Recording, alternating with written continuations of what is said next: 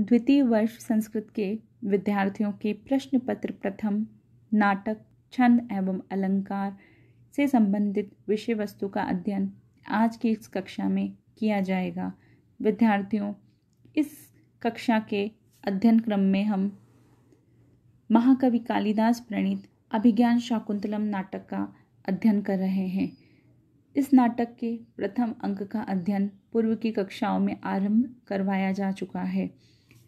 आज हम इसी अध्ययन क्रम को आगे बढ़ाएंगे। पूर्व की कक्षा में हमने देखा था कि सूत्रधार के चले जाने के पश्चात प्रस्तावना समाप्त हो जाती है। तत्पश्चात अग्रिम कथा में रथ पर बैठे हुए मृग का पीछा करते हुए हाथ में धनुष और बाण लिए हुए राजा और सारथी का प्रवेश होता है। सारथी राजा और मृग को देखकर कहता है कि हे आयुष्मान, इस कृष्णसार नामक मृग पर और धनुष पर चढ़ाए हुए आप पर दृष्टि को डालता हुआ मैं मृग का पीछा करते हुए मानो साक्षात शिव को देख रहा हूँ। यहाँ हम देखें कि राजा दुष्यंत के शिकार पर जाने का चित्र उपस्थित हुआ है।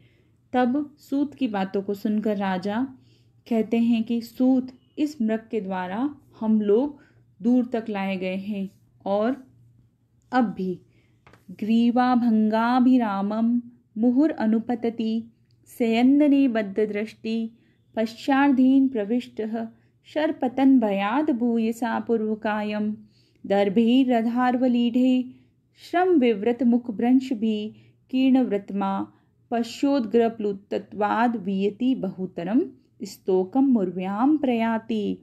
महाकवि कालिदास का प्रथम अंक में निबद्ध यह श्लोक अति प्रसिद्ध, अति महत्वपूर्ण एवं अति सुंदर है। इस श्लोक के शब्दार्थ इस प्रकार हैं।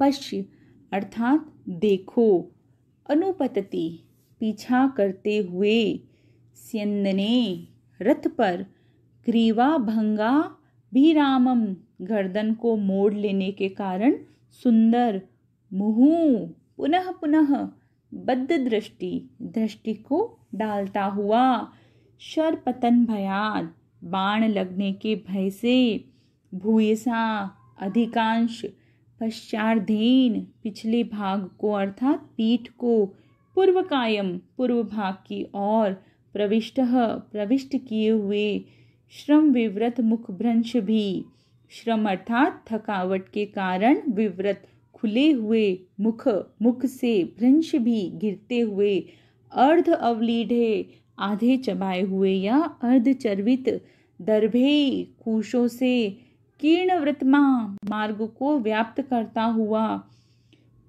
उग्र प्लुतत्वाद अत्यंत ऊंचा कूदने के कारण, वियति आकाश में, बहुतरम अत्यधिक, उर्व्याम पृथ्वी पर, स्तोकम कम, प्रयाति चल रहा है।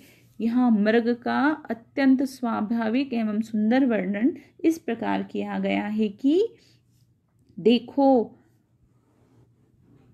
यह अब भी पीछा करते हुए हमारे रथ पर गर्दन को मोड़ लेने के कारण सुंदर लगने वाला, पुनः पुनः दृष्टि डालता हुआ, बाण के लगने के भय से अपने अधिकांश पिछले भाग को पूर्व भाग की ओर समेटे हुए, थकावट के कारण खुले हुए मुख से, गिरते हुए अर्धचर्वित कुशों से मार्ग को व्याप्त कर देने वाला यह मृग अत्यंत ऊंची कूद के कारण आकाश में अधिक और पृथ्वी पर कम दौड़ रहा है।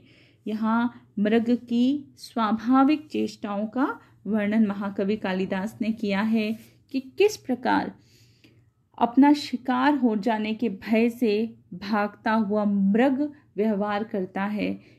ऐसा पद्य हमारे नेत्रों के समक्ष ऐसा चित्र उपस्थित करता है कि हम यथार्थ में इस प्रकार के मृग का व्यवहार देख रहे हों।